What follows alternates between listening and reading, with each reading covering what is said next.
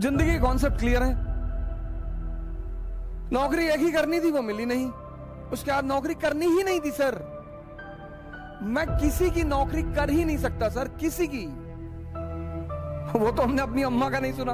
वो हमेशा हमसे कहती रही, निकाल देंगे घर से, निकाल दो। उन्होंने मुझसे कहा कि भिखमंगे हो गए हो तुम, अब जिंदगी भर मेरे टुकड़ों पे जिंदा रहोगे।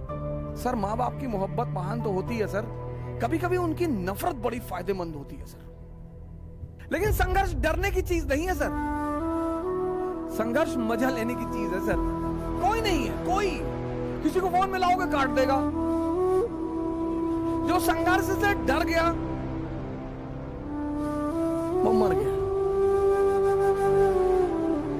अब तो कोई डरा ही नहीं सकता सर।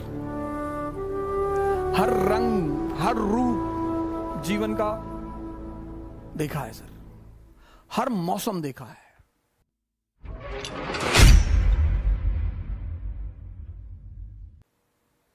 जिंदगी कॉन्सेप्ट क्लियर है। नौकरी एक ही करनी थी, वो मिली नहीं। उसके बाद नौकरी करनी ही नहीं थी सर। मैं किसी की नौकरी कर ही नहीं सकता सर, किसी की। मैं जिसके भी साथ काम करता हूं उसको एक बात स्पष्ट तौर पर बोल देता हूं, हुक्म मत चलाना। वो तो हमने अपनी अम्मा का नहीं सुना। वो हमेशा हमसे कहती रही, निकाल देंगे घर से, निकाल दो। अब राजा मनकापुर थोड़ी हो कि 10,000 बीघा खेत है तुम्हारे पास, निकाल दोगी। कितना खेत होगा? 15 बीघा होगा, 20 बीघा होगा, 30 बीघा होगा, बहुत होगा 50 बीघा होगा। राजा कुंडा थोड़ी हो कि 1 लाख बीघा खेत है, निकाल दो। 15 बीघा खेत के लिए गुलामी, धमकी मत दो। और जब मेरा अंतिम अटेंड निकल गया और जब उन्होंने मुझसे कहा कि भिखमंगे हो गए हो तुम, अब जिंदगी भर मेरे टुकड़ों पर जिंदा रहोगे, उनकी इस लाइन ने भी जिंदगी को बदला सर। मैंने कहा ताने मत दो, कहीं दे रही हूं, हिम्मत है तो जी के दिखाओ। हाँ, मैंने कहा दिखाएंगे। बोली जा रहे हो क्या घर से? मैंने कहा जी। हाँ, बोले तो ये कपड़ा भी उतार दो, ये पैंट, ये शर्ट और वो अंडरवियर बनियाइन, वो भी मेरे ही पैसे की है, बहुत ताव है तो उतार के जाओ। सर मां बाप की मोहब्बत महान तो होती है सर, कभी कभी उनकी नफरत बड़ी फायदेमंद होती है सर। अगर वो मुझे नहीं भगाती ना, मुझे सहारा दे देती, भगवान के आशीर्वाद से हमारे साथ हैं। और मैं उनसे कहता हूं कि अगर आप मुझे सहारा दे देती तो मैं एमबीए कर लेता, मैं आपके साथ वकालत कर लेता, आप मुझे लखनऊ हाई कोर्ट में स्टैब्लिश करा देती, शायद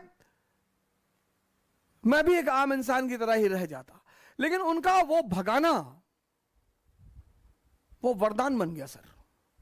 बहुत बहुत बड़े सहयोगी रहे मेरे संघर्ष के। मोहम्मद हुसैन भाई हैं, पता नहीं हो सकता कहीं मुझे बैठकर सुन रहे हो।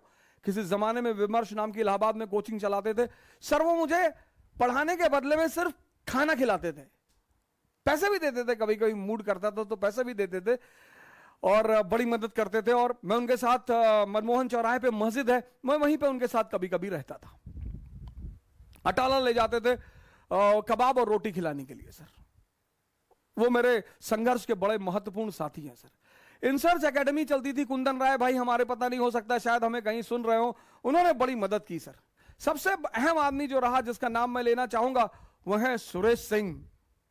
एटीएन एकेडमी चलाते थे सर। वो पहला आदमी है मेरे जीवन में जिसने मुझे एक अच्छी रकम मेरे हाथ में रखी पढ़ाने के एवज में। अरे कहा हो जा सर, आप पैसा ले जाइए और कभी आपको जरूरत हो तो हमसे मिलिए। अभी इलाहाबाद हाईकोर्ट में वो प्रैक्टिस करते हैं सुरेश सिंह। बहुत मर्दाने किस्म के आदमी। अभी तो काफी दिनों से मेरी बातचीत उनसे नहीं हुई, लेकिन उनसे बड़ा अच्छा वो रहा। फिर मैं दिल्ली चला आया, मेरे एक बड़े अहम सहयोगी रहे नीरज तिवारी जी। उन पर तो मैं एक अलग क्लास ले ही लूंगा, बड़ा रोल रहा उनका मेरे जीवन में। और मेरे मित्र हैं मनोज जायसवाल, अभी वो एक इंटीग्रिटी आईएएस करके संस्था चलाते हैं। उनका एक बड़ा अहम रोल रहा, बड़ी बहुत जबरदस्त सहायता की उन्होंने मेरी मुसीबत के वक्त में। और नीरज भारद्वाज जी हैं, राव आईएएस में पढ़ाते हैं, ज्योग्राफी पढ़ाते हैं। के बशर साहब हमारे इकोनॉमी के टीचर हैं, उनका नाम लिए तो मैं वो बात ऐसे बड़े सारे लोग हैं, मैं सबका नाम तो लेना ही चाहता हूं। और कभी मौका मिले तो इन लोगों का जो एक ऋण है मेरे ऊपर, वो ऋण भी चुकाऊंगा सर। लेकिन संघर्ष डरने की चीज नहीं है सर, संघर्ष मजा लेने की चीज है सर। कोई नहीं है, कोई किसी को फोन मिलाओगे काट देगा। जो संघर्ष से डर गया वो मर गया। सर मैं आगरा पढ़ाने गया, हमारे अमित भाई वहां कोचिंग चलाते हैं, सीएन सेंटर ऑफ एम्बिशन, ऐसे कुछ नाम है उनकी कोचिंग का, सेंटर ऑफ एम्बिशन आगरा में है, बड़ी फेमस कोचिंग है। अमित भाई चलाते हैं, अमित सिंह हमारे बहुत जबरदस्त आदमी, बड़ा फैंटास्टिक टाइप के आदमी है। आज भी हमको बुलाते हैं वो। आप आगरा एंटर करेंगे तो एक चौराहा पड़ता है, वही चौराहे पे उनकी कोचिंग है, सेंटर ऑफ एक्सेलेंस या सेंटर ऑफ एम्बिशन, ऐसे कुछ नाम है उनकी कोचिंग का।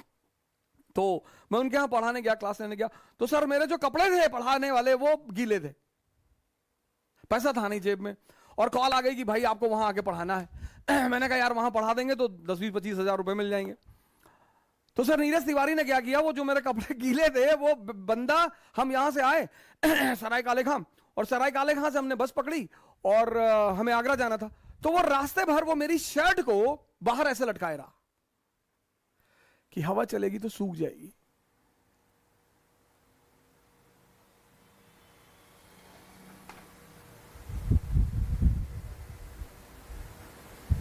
अब तो कोई डरा ही नहीं सकता सर। हर रंग हर रूप जीवन का देखा है सर, हर मौसम देखा है, हर चीज बनाना जानते हैं। मटन करी बना ले तो ताराचंद में बम बनाना भी सिखाया जाता है सर। हमारा केपीयूसी छात्रावास तो उसमें डिग्री देता है सर इलाहाबाद में कि कितनी आवाज पैदा होती है। इलाहाबाद एक बहुत ही महान सेंटर है सर, बहुत महान, विद्या का क्षेत्र है, हिंसा का क्षेत्र है, क्रांतिकारियों का क्षेत्र है, और उसको फिर से एक बार भारत के पटल पर उभरना पड़ेगा। जब भी भारत का पुनरुत्थान होगा तो उसकी धारा फिर से इलाहाबाद से ही बहेगी।